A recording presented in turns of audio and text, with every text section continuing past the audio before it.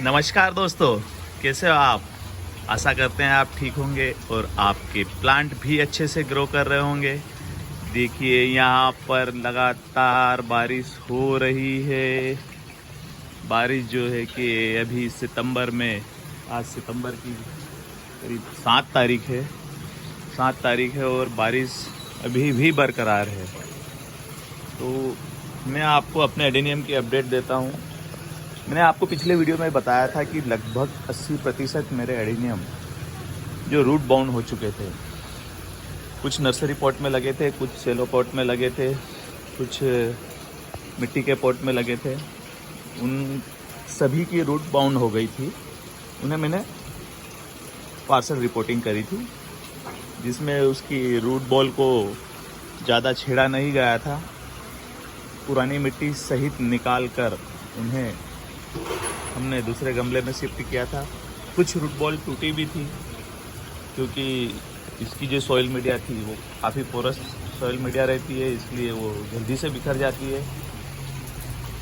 तो 8 से 10 दिनों के बाद का उनका अपडेट। इन सभी एडेनियम को मुझे रिपोर्ट करने में 8 से 10 दिन का समय हो चुका है, लेकिन अभी तक मैंने इनमें पानी नहीं दिया है, क्योंकि वेदर में मॉइस्चर बहुत ज़्यादा है। बारिश लगातार हो रही है, रुक रुक कर बारिश होती है। सूर्य निकलने को हो गए हैं, करीब 8 से 15 दिन हो गए, 15 दिन से अधिक हो गए हैं शायद।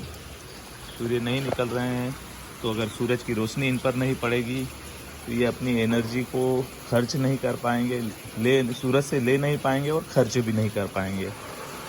इसलिए इनमें पानी देने का कोई औचित्य नहीं है। और अगर आपने दे भी दिया पानी तो इनकी जड़ों में गलन शुरू हो जाएगी। लेकिन देखिए, जब इन्हें 8 से 10 दिनों से पानी नहीं मिला है, फिर भी ये खड़े हैं और फ्लावरिंग कर रहे हैं, क्योंकि मिट्टी में नमी है इनकी। देखिए, जिनमें मैंने प्रूनिंग की थी उनमें से कई सारी ब्रांचेस निकल आई है। 2 4 ये 3 ब्रांचों को मैंने यहाँ पर कट किया था। यहाँ पर नई 7 सूट नई निकल आई है। तो ये देखिए, मुझे अब नई 7 ब्रांचेस मिल जाएगी। यहाँ पर भी देखिए, इनमें से भी थोड़ा देर से फुटाव हो रहा है, क्योंकि इसका रूट बॉल पूरा मुझे क्लीन करना पड़ा था, क्योंकि इसको मैंने किसी दूसरे गमले के ऊपर रख दिया था, बड़े पॉट के ऊपर। तो रूट्स काफ़ी करीब 7 से 8 इंच तक दूसरे गमले में पहुँच गई थी। उसके कारण मुझे वो पॉट भी तोड़ना पड़ा था जिसमें ये था। नए पॉट में लगाया इसे, तो ये थोड़ा सा स्लो ग्रोथ करेगा, क्योंकि ये पूरी तरीके से क्लीन किया हुआ है। यहाँ पर ये मेरे बोनसाई पॉट में जो लगे हुए हैं, इनमें तो मुझे नहीं लगता कि अगले कुछ 8-10 दिन और देख रेख करने की ज़रूरत पड़ेगी, क्योंकि काफ़ी बड़े पॉट है, मिट्टी नम है इनकी। वैसे ही मेरे ये अरेबिकम लगे हुए हैं, ये देखिए। इनमें मुझे रिपोर्ट करने के 10 दिन पहले मैंने इन्हें बारिश से हटा दिया था, क्योंकि लगातार हो रही बारिश में इसकी मिट्टी सूख नहीं रही थी। हालांकि इसमें सॉइल मीडिया तो बिल्कुल नहीं है। सैंड के साथ में सिंडर के बाद में ईंट के टुकड़े और कंपोस्ट, बस इन्हीं का मिश्रण है इसमें। पर फिर भी अगर बारिश नहीं रुकती तो पानी तो स्थिर रहेगा ही, इसलिए मैंने इनमें पानी नहीं दिया है। इनकी भी रिपोर्टिंग को करीब हो गए हैं 6 दिन, 6 से ज़्यादा दिन हो गए हैं। तो इन्हें भी मैंने सभी एडेनियम मेरे रखे हुए हैं शेड में। ये देखिए, ये टावर है मेरे छत के, इस टावर के नीचे रखे हैं, ताकि बारिश का पानी इन्हें अभी सीधे से नहीं लगे। अगर ये मेरे एडेनियम फरवरी मार्च के रिपोर्ट किए हुए होते, जिन्हें अभी मैंने रिपोर्ट नहीं किया हुआ था, तो मैं इन्हें बारिश में रख सकता था, क्योंकि रूट्स अपने अच्छे से ग्रो कर रही थी, कोडेक्स अच्छे से इनके फूल रहे थे। लेकिन जैसे ही इनके पॉट ब्रेक होने लगे या टाइट पड़ने लगे, मैंने इनकी रिपोर्टिंग कर दी, क्योंकि सितंबर मंथ बहुत अच्छा होता है पार्सल रिपोर्टिंग के लिए। अगर आपके एडेनियम के कोडेक्स अच्छे से फूल रहे हैं, उनकी रूट्स अच्छे से बन रही है, पॉट्स छोटे पड़ने लगे हैं। ये मेरे कुछ रोज़ी वैरायटी के हैं। ये देखिए, इस प्लांट को मुझे करीब 12 दिन हो गए हैं। ये देखिए इसकी मिट्टी, 12 दिनों से मैंने इसमें एक भी बूंद पानी नहीं दिया और बारिश में नहीं दी। उनकी साइड भी वहीं का वहीं नज़र आ रहा है आपको। पर ये देखिए फ्लावर निकल आए हैं और लीव्स देखिए। ज़रूरी नहीं है कि आप रिपोर्टिंग करें और पानी दे दिया जाए, क्योंकि एडेनियम एक ऐसा प्लांट है, डेजर्ट रोज़, जो रेगिस्तान में पलता है। वहाँ पर पानी नहीं मिलता है और ये प्लांट का नेचर ऐसा रहता है कि इन्हें पानी की ज़्यादा ज़रूरत नहीं रहती है। बिना पानी के भी ये अच्छे से सर्वाइव करते हैं। जैसे ही मेरे कुछ प्लांट यहाँ पर, ये देखिए, ये एडेनियम लगभग 2.5 गुना बड़ा है पिछले 5 महीनों में। 5 महीनों में ये 2.5 गुना अपने आप में ग्रोथ लिया है। तो सोचिए, अगर ये इस तरीके के नर्सरी पॉट में 6 इंच में लगा हुआ था, 5 इंच या 6 इंच में, और ये अभी देखिए 15 इंच में लगा हुआ है। मैंने पिछले वीडियो में आपको बताया था कि मैंने ये जो सेलो पॉट लिए हैं, ये मैंने कैसे लिए हैं। ये मुझे बाज़ार से 18 रुपये पर पीस में मुझे मिले हैं। नाजुक है ये, गर्मी का सीज़न ये बर्दाश्त नहीं कर पाएंगे। इन्हें बहुत ही सावधानी से उठाना पड़ेगा, नहीं तो यहाँ से ये ब्रेक कर जाते हैं। हल्का प्लास्टिक होता है इनका, लेकिन मुझे एक ही सीज़न के लिए चाहिए थे, क्योंकि मैं जिस जगह पर रहता हूँ वहाँ पर पॉट अच्छे से मिलते नहीं हैं और नर्सरी पॉट तो बिल्कुल भी नहीं मिलते हैं।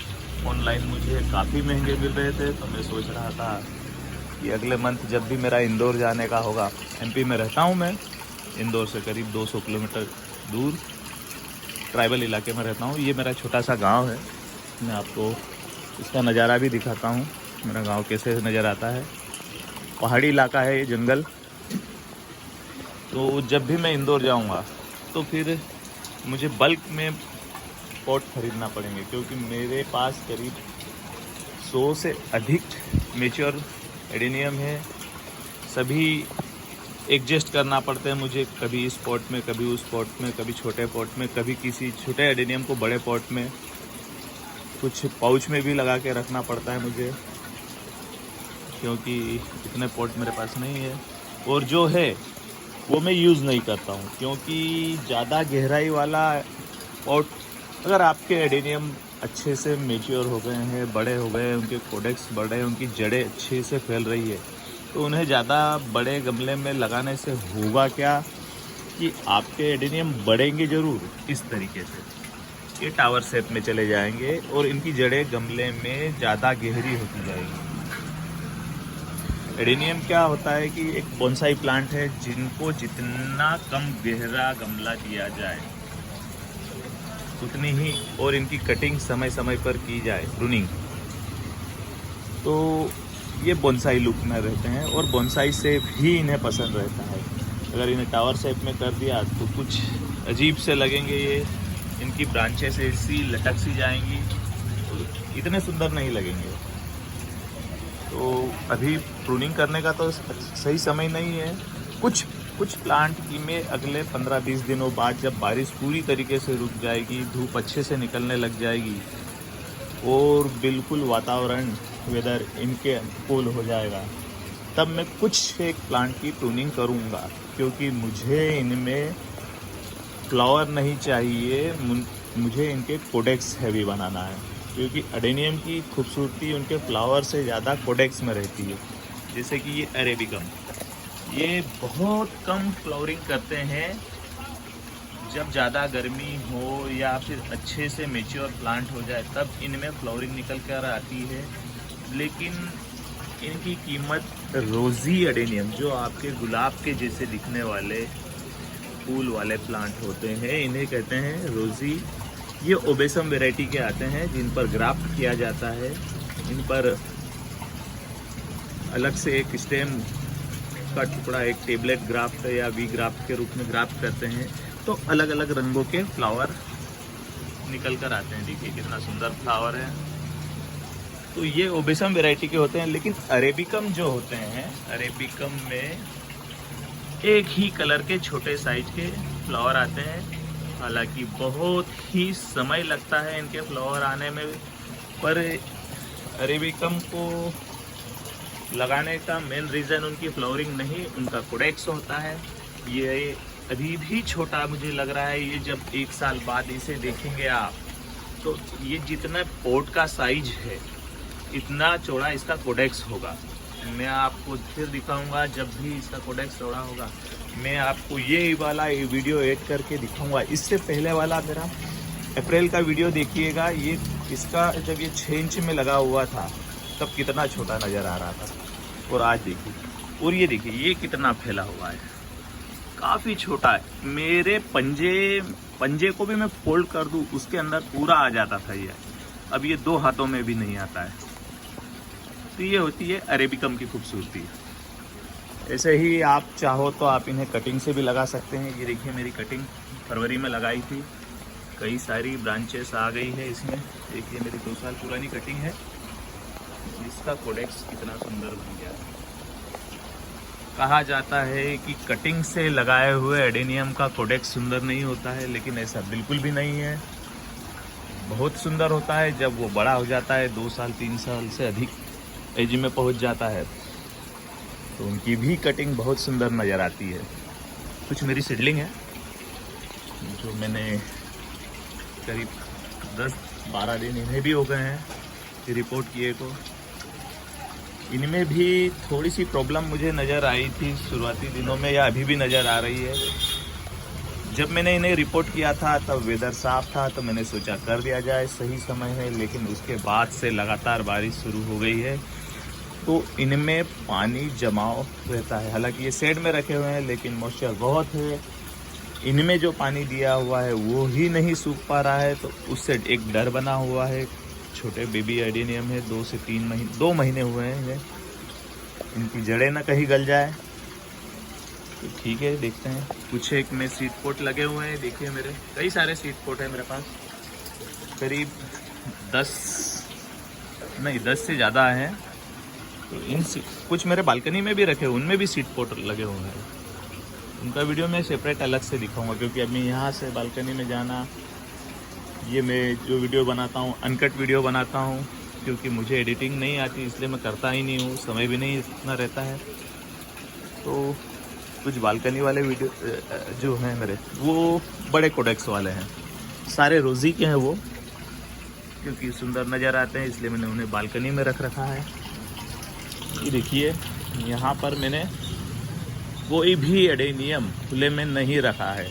लगातार हो रही बारिश, अभी रिपोर्ट किए हुए प्लांट गमलों में पानी जमेगा, इसलिए जब तक इनकी रूट्स अच्छे से सेट नहीं हो जाए और मौसम अच्छे से साफ़ नहीं हो जाए, मैं इन्हें बारिश में खुले में नहीं रखूँगा। आप भी ध्यान रखिएगा अगर आपने रिपोर्ट किए हैं। हाँ, अगर रिपोर्ट नहीं किए हैं, पहले के आपके लगे हुए हैं, तो आप खुली बारिश में रख सकते हैं।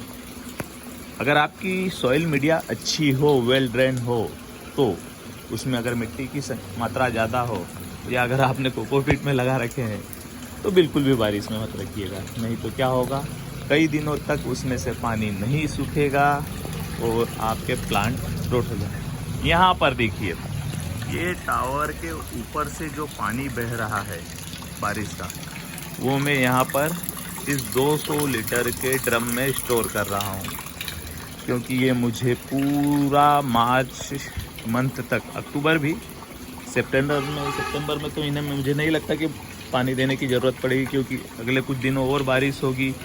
बारिश बंद होने के 8 से 15 दिनों तक इन्हें ना पानी दे तो ये अच्छे से चलेंगे, क्योंकि एडेनियम के कोडेक्स को फुलाने के लिए ज़रूरी नहीं है कि पानी दिया जाए, उन्हें प्यासा रखा जाए। जितना प्यासा रहेंगे ये, इनके पेट उतने फूलेंगे। तो ये ज़रूर ध्यान रखिएगा, अगर फ्लावर चाहिए और उनके कोडेक्स बनाना है तो उन्हें प्यासा रखना भी ज़रूरी है। प्यासे रहेंगे तो फिर ये दुगनी गति से पानी को अपने अंदर स्टोर करेंगे और उनके कोडेक्स खुलेंगे। और बारिश का पानी आप सभी को पता है, सभी प्लांट के लिए अमृत होता है, क्योंकि इसमें नाइट्रोजन की मात्रा बहुत अधिक होती है और नेचुरल फर्टिलाइज़र होते हैं इनमें। तो मैंने इसमें स्टोर कर दिए, मुझे 2 मंथ तक ये पानी अच्छे से साथ दे जाएगा।